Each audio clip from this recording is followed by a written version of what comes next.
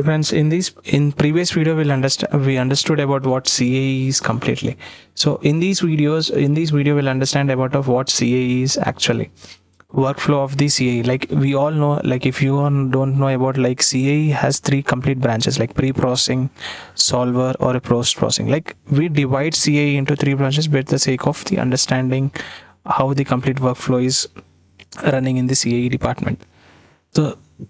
So we always pursue, like, tell me the softwares what will. So what it basically read, software doesn't make you an engineer. Understand the CAE workflow, because understanding workflow is very important. Like you have to understand what pre-processing does. Like in this pre-processing, what are the things we have to do. Let's say for example, if you are a fresher, you'll be joining as a fresher, so you have to work in a pre-processing stage.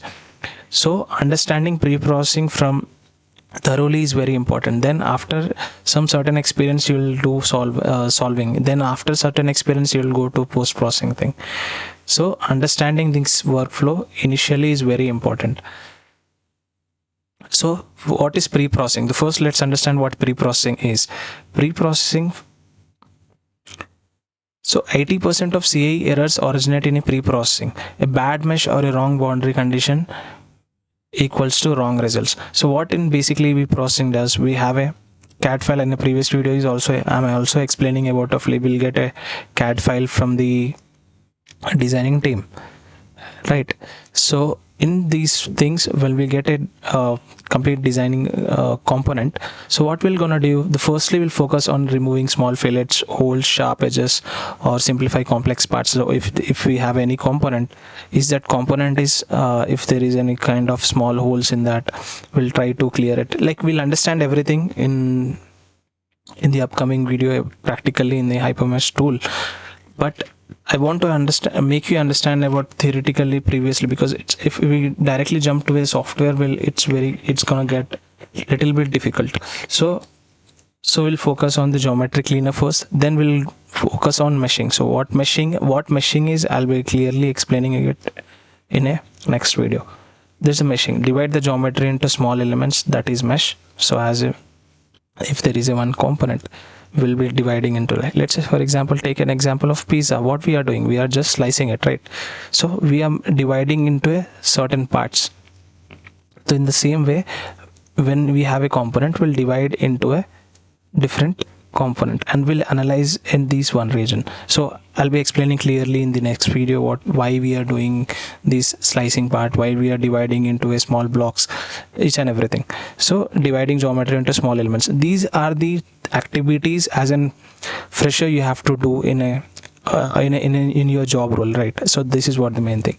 So you have to do geometry cleaning, then meshing, you maybe 2D 3D elements, and then material properties. You have to work on Young's modulus, Poisson's ratio, density, thermal properties. You have to understand about the materials again.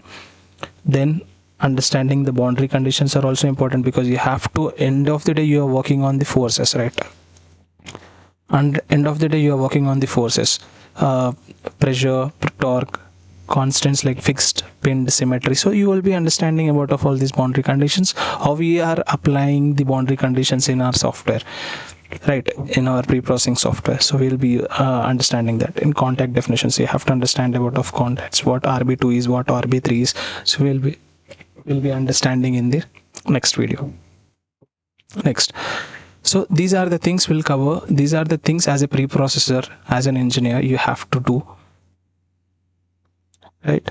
And this is what the nearly 80, 70, 50, 60% has been work just completely depending on these things only.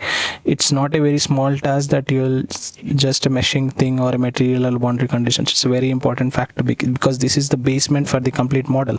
If the base is not good, end of the day you're solving and your model is not going to run accurately in the next procedures.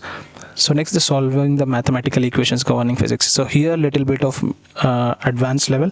Next, your solver types, you have to linear solver, you have to understand about of small deformations, elastic materials, because after this you will be Software converts physical laws into an equation: structural equilibrium equation, thermal heat diffusion equations, and CFD. If in your CFD department, CFD Navier-Stokes equation.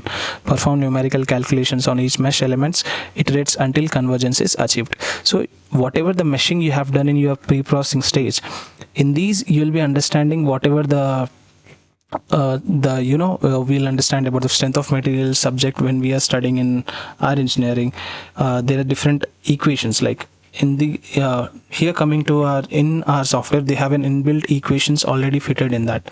So we'll try to understand the we'll put that analysis in that, and we'll understand about of at what level these component is performing, at what load this component is performing in this solving stage. So we'll understand everything clearly when we are using the software, right? Don't worry. So just understand, just the main idea of this video is to get you a glimpse like what is things going on in a solver stage, what are the things are going to be done in pre-processing, and what are the things are done in the post-processing thing. So chill, so just focus on things. Then static with dynamic. So we have a static, no time dependency, dynamic, crash, vibration, and impact. You have to understand about of the few components are few things that we'll be focusing on static things, and few are dynamic. Let's say for example, in civil engineering we have a beams, right? So these are static things. So again, but we'll need to focus on that also, like explicit versus implicit, explicit crash blast, implicit structural thermal. So we'll get a numerical data, not yet visual, because we'll get just few numbers on the parameters. So we have to understand by the node by node results. So what is node? Again, it's a concept of next video, so don't worry about it. So yeah, so I think you got a glimpse about of what solver is, what pre-processing, what are the things you help with focusing. So just focus on the things what I have written in this line: geometry cleanup, meshing, material properties, boundary conditions, contact definitions. These are the things as a pre-processor engineer you have to work on. And the solver, you have to do solving. Basically they are divided into linear solver, non-linear solver, static versus dynamic, explicit versus implicit solving.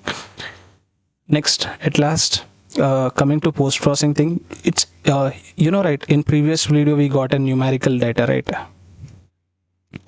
So what is numerical data? So now these numerical data is converted into visual data simply, right? So now the raw solver data and meaningful engineering insights visually. So you'll understand visually the whatever the numerical data is, because you have to present this visual data to your client or your manager or your etc, your client or anyone. So you have to explain it. So typical results you have to understand, like end of the day we are talking about of loads, right? We are talking about of force. So what is force? Force is nothing but stress per unit area. Force per unit area is nothing but stress, right? So this is, you have to understand about of stress, strain, displacement, temperature, distribution. These are the different parameters, things you have to analyze in the complete procedure: stress, strain, displacement, temperature, distribution, velocity and pressure. Then visualization tools, color coder process. So we are using, so basically what in this stage we'll understand is the design, what is safe or not, whatever the designers has been designed, is this design is safe or not, where will it fail, like at what temperature it will fail, or at what load it will be failed, like how much it can sustain. So all these things can be, so can the weight be reduced or not?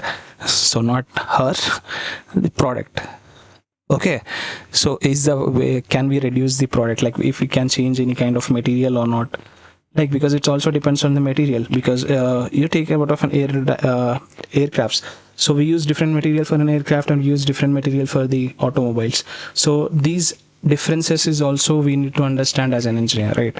So these are the things we'll basically try to understand while we are doing a job in that, like this is the basic role of an CAE engineer. So this is what I've tried to explain in this video, is the completely role of a CAE engineer in an industry. So in the previous video we understood about of what CAE is, why CAE is important in industry. In this video we understood about of what is the major role of a CAE engineer in an industry, what are the real time while he's doing a job, what are the things he'll be performing. So here I think you got an understanding about of CAE something. It's in a previous video also I clearly about of design team and the CAE team has been working collaboratively for a development of product. You can't say that only design or a CAE department is working on a complete product. you have to you have to work collaboratively. Like we have pre-processing solver and post-processing. You are given a results, you say some kind of feedback, you give a feedback to a design team. Hey, look, this product is a problem in this area or this product. So you'll give to design change, and it will repeat again. The designing team make correction what according to your feedback, and they'll again the CAE team do their analysis again. If any point, if any point they get convinced that okay, this product is good, then it goes to a uh, product development. I think you got understanding about of it. So this loop continues till the performance targets are met, cost and weights are optimized, and safety standards are satisfied. So these are the things I think you have to understand about of it. I know they will bit like the few people will be understanding about of like these are not, I would be understanding in a practical way, but trust me, hold your horses. So you'll be understanding about of things in the next 2 or 3 videos. So I just try to give you a complete overview of a CAE thing, so you'll get it. So see you next video. We'll start see everything. We'll give an overview of a tool in next video.